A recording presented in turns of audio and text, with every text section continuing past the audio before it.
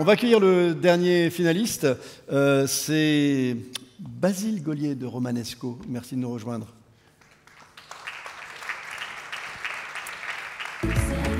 Bonjour Basile. Bonjour Basile. Bonjour. Alors tu es un des 5 finalistes de cette édition 2023. Tu es le cofondateur de Romanesco. Tu es associé à Félix Gaulier. Vous êtes à Saint-Malo. Ça va faire plaisir à un copain dans la salle. Et la mission en fait de Romanesco, c'est d'alléger un petit peu les tâches maraîchères. Raconte-nous comment est venue cette idée et ça a donné quelle entreprise? C'est ça, donc avec mon frère Félix, on a donc eu cette premier contact avec le monde du maraîchage grâce à un de nos oncles qui nous a demandé de fabriquer donc un lit de désherbage pour 2 personnes pour désherber les rangées de carottes. Donc c'est un travail qui est très minutieux, qui se fait sur plusieurs centaines de mètres en juillet, donc sous le soleil.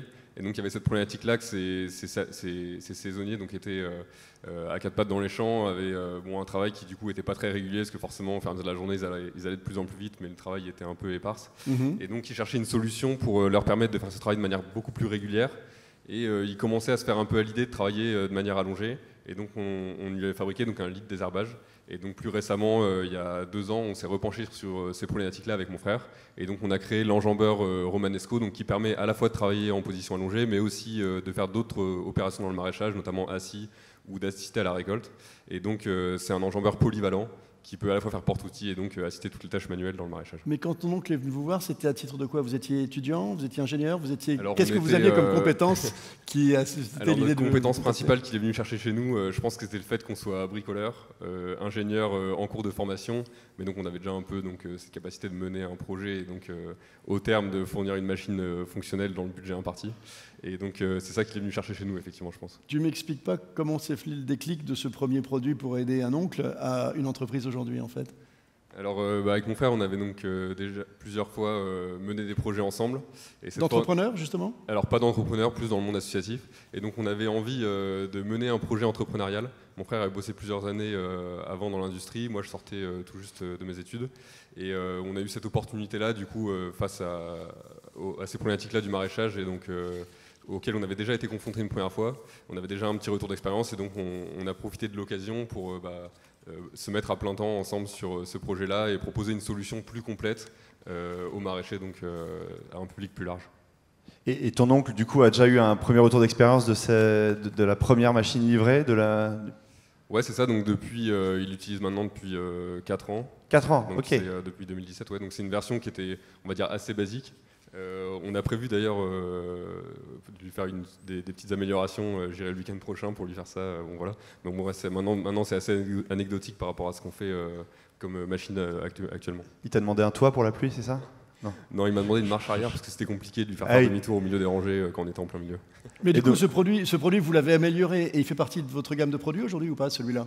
Alors donc aujourd'hui on propose une machine unique, donc qui est un enjambeur qui permet de passer au-dessus des cultures, donc dans les mêmes passages de roue que le tracteur, et sur lequel on peut venir fixer tout un tas de modules et d'éléments qui permettent à la fois d'assister le travail manuel, donc avec toujours ces lits ou des sièges pour faire par exemple de la plantation, et ça va aussi permettre d'être utilisé comme un petit tracteur électrique, on va dire, pour faire par exemple du désherbage mécanique ou de la plantation. Mais on n'a pas reproduit ce qu'on avait fait exactement pour notre oncle, puisque depuis donc 2017, quand on lui avait fait ça, il y a d'autres fabricants sur le marché qui se sont mis à faire des lits de désherbage, mais c'est des machines qui sont assez monotâches et en fait qui ont l'inconvénient principal de servir seulement 2-3 semaines dans l'année. Ok. Et donc là, je vois que vous avez fait 20 000 € de chiffre d'affaires en 2022. Ça correspond à combien de machines ou combien de... Alors là, en 2022, 20 000 €, ça doit être... ça correspond pas à grand chose en fait parce qu'on a vendu la première machine en 2023. On a fini en fait le développement du prototype en 2022. Donc l'été dernier, on a testé un prototype sur toute la saison. On a construit ensuite un démonstrateur à l'automne qu'on a donc montré pour la première fois au salon Sival à Angers en janvier dernier. Et donc depuis, on est en train de fabriquer donc une pré-série de 5 machines. Dans ces 5-là, donc on en a déjà vendu à peu près la moitié. Et donc il y a d'autres machines qui vont être louées pour la saison, puisque il y a tout ce travail-là qu'on mène en ce moment, qui est donc il y a beaucoup de maraîchers qui trouvent l'idée géniale. Il faut que notre machine fasse ses preuves pendant au moins une saison pour qu'ils après soient convaincus de l'acheter. Vous avez même la chance de pouvoir prévendre donc c'est-à-dire d'engranger de la trésorerie avant même où vous comptez produire, parce que je te disais, on en a produit 5 et il y en a 3 qui ont déjà été achetés. Ouais, c'est ça. Donc là, la pré-série qu'on est en train de fabriquer, effectivement, on a eu la chance d'avoir certains clients qui ont pu nous régler avant même qu'on ait les frais de production. Donc ça, c'était un gros avantage pour la trésorerie, effectivement. Et on a aussi réussi donc, le démonstrateur qu'on avait fabriqué à l'automne dernier à le fiabiliser suffisamment pour qu'il soit en autonomie, en location chez un maraîcher actuellement. À quel moment, quand on lance comme ça à partir d'une idée, c'était pas vraiment prévu, c'est un peu un accident, c'est de la serendipity.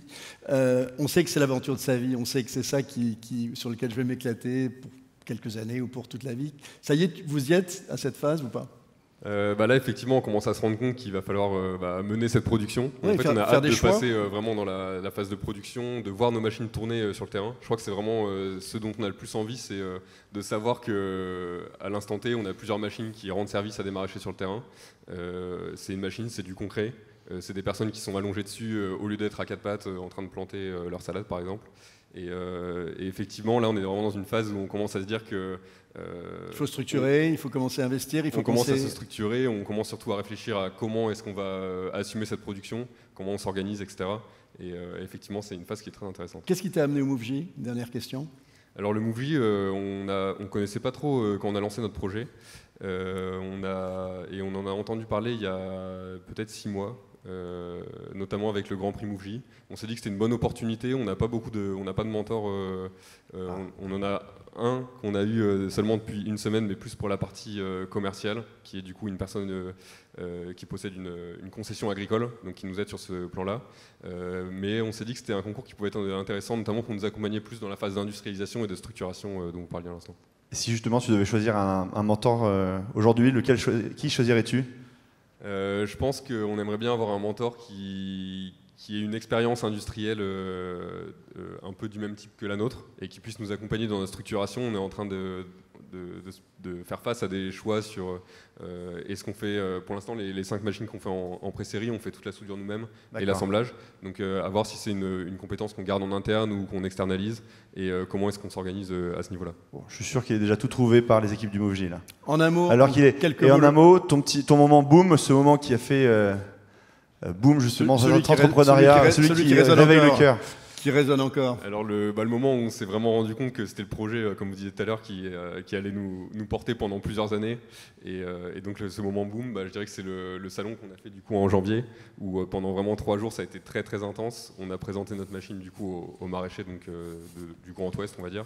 Et on a parlé non-stop pendant 3 jours, sachant qu'on était quand même 3.